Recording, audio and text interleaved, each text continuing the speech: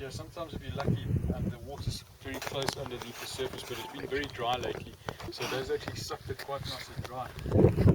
If you had to actually spend the time with a stick or something like that, or just your hands, you would be able to dig down probably about that deep, and the water would actually just seep into it like that, and you'd be able to collect it and drink it. So it actually fills up quite nicely in some of these areas, especially these deep sandy spots like that. They form a nice little bit of an aquifer at the bottom.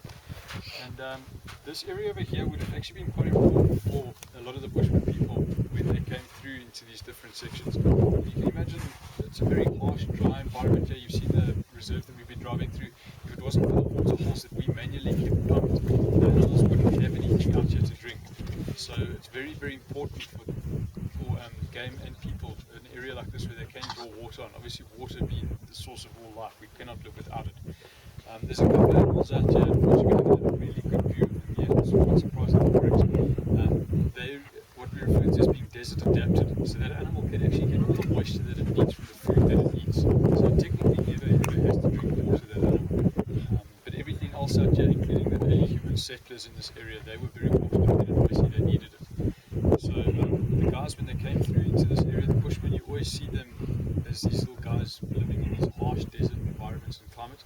Believe me, they didn't live there out of choice. I mean, it sucks living in the desert. There's no water. It's terrible. So they were forced into those areas. They weren't a very powerful warlike nation.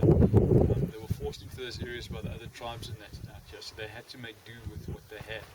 And an area like this would have been very, very important for them.